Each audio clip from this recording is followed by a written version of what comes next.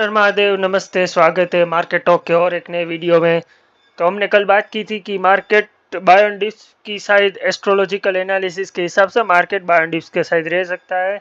एक बढ़िया gap up opening के साथ मार्केट ओपनिंग हमें देखने को मिली। फिर वहां से एक गैप फिल के नाम पर एक फोर्सफुल सेलिंग यहाँ पे एफआईएस की तरफ से देखने को मिली, क्योंकि एफआईएस नहीं चाहते थे कि निफ्टी की एक्सपायरी 22,700 पे हो, इसीलिए ये एक रेजिस्टेंस के ऊपर मार्केट क्लोज ओपन हुआ था, लेकिन एफआईएस ने कैसे भी करके मार्केट को नीचे लाके रख दिया। फिर वहां से हमें एक जबरदस्त अपमूव देखने को मिला मार्केट में, जो कि बाय ऑन डिप्स की तरफ मार्केट था। तो कोई भी डाउनफॉल यहाँ पे बाय हो गया और मार्केट यहाँ पे न्यूट्रल जोन में क्लोज हो गई। तो यही था हमारा आज का मार्केट। जो डिप था वो बाय हो गया मार्केट में। इसको एक मिक्स्ड डे भी हम बोल सकते हैं। देखो, बाय ऑन डिप मतलब अगर आपको बाय ऑन डिप में बोलता हूँ और आपको फॉलो करना है बाय ऑन डिप, तो आपको एक इंडिकेटर यहाँ पे लगाना पड़ेगा जिसको बोलिंगर बैंड कहते हैं। ठीक है, आपको ये इंडिकेटर यहाँ पे मिल जाएगा ट्रेडिंग व्यू पे।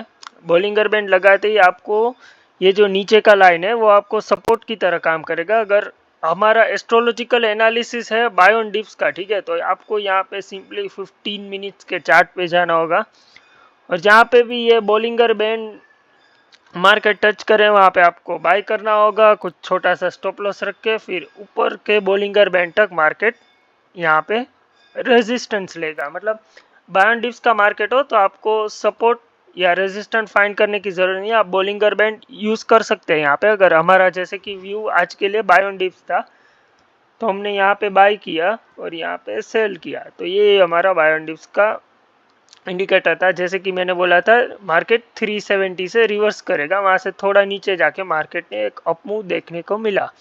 जैसे कि मैंने ट्विटर पे लाइव अपडेट दिया था, तो 370 से थोड़ा नीचे जाके मार्केट ने एक अपमूव देखने को मिला और सारे ओटीएम कॉल्स यहाँ पे 2x हो गए। तो यही था हमारा आज का मार्केट। फंडामेंटल्स की बात करें यहाँ पे, तो 12 मार्च के दिन हमें एक न्यूट्रल क्लोजिंग देखने को मिली निफ्टी की ओर से। -0.12% यहाँ पे एक न्यूट्रल क्लोज हमें देखने को मिला, जो कि नेगेटिव साइड था।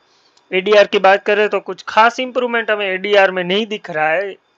एडीआर वैसे कल से थोड़ा इंप्रूव हुआ, लेकिन एक बेरिश एडीआर के साथ मार्केट क्लोज हुआ है। 885 स्टॉक्स यहाँ पे पॉजिटिव थे, वही 17 स्टॉक्स यहाँ पे नेगेटिव क्लोज हुए। एफआईडीआईज की बात करें तो एफआईज यहाँ पे 1600 करोड़ की सेलिंग, वही डीआईज यहाँ पे 1500 करोड़ की बाइंग। डीआईज डोमिनेट नहीं कर पाए, आज भी एफआईज की कंटिन्यूस सेलिंग चालू है लास्ट 4 दिनों से। पीसीआर डेटा की बात करें तो जो 22,800 पे कॉल राइटर थे वो 22,500 पे आ चुके हैं, और वो भी 2,35,00,000 कॉल राइटर्स है 22,500 पे। तो 22,500 कल एक्सपायरी के लिए एक तगड़ा रेजिस्टेंस देखने को मिलेगा हमको। तो कल एक्सपायरी के लिए 22,500 सबसे तगड़ा रेजिस्टेंस रहेगा। 22,300 पुट राइटर्स जो कि 22,200 पे थे वो 22,300 पे आ चुके हैं, लेकिन 1,36,00,000 पुट राइटर सिर्फ हमें 22,300 पे देखने को मिल रहे हैं। तो एक वीक सपोर्ट देखने को मिलेगा, छोटा सपोर्ट 22,300 पे कल देखने को मिलेगा। मार्केट स्ट्रेंथ की बात करें तो कल से मार्केट स्ट्रेंथ बिल्कुल इम्प्रूव नहीं हुई। 41 से सीधा 40 की तरफ जाती है, जो कि एक बेरिश स्ट्रेंथ मानी जाती है। Strength to price value STP data की बात करें तो 22,700 हमारा वीकली टारगेट ऑलमोस्ट अचीव हो चुका है। मंथली टारगेट की बात करें तो 23,200 और ईयरली टारगेट हमें एसटीपी डेटा 25,000 पे दिखा रहा है।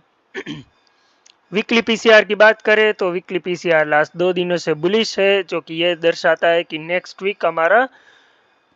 वीक के लिए बुलिश पोजीशन अभी के लिए बन रही है, मतलब फ्राइडे से। एस्ट्रोलॉजिकल एनालिसिस की बात करें यहाँ पे तो एस्ट्रोलॉजिकल एनालिसिस कल के लिए सेल ऑन राइस की तरफ संकेत हमें दे रहा है कि कल मार्केट सेल ऑन राइस हो सकता है। आज का आउट परफॉर्मिंग सेक्टर था निफ्टी प्राइवेट बैंक्स, जिसने बैंक निफ्टी को आज पॉजिटिव में रखा था। और लेकिन निफ्टी का सपोर्ट ना मिलने से बैंक निफ्टी भी नेगेटिव में क्लोज नेगेटिव होके पॉजिटिव में क्लोज हो गई। हर हर महादेव।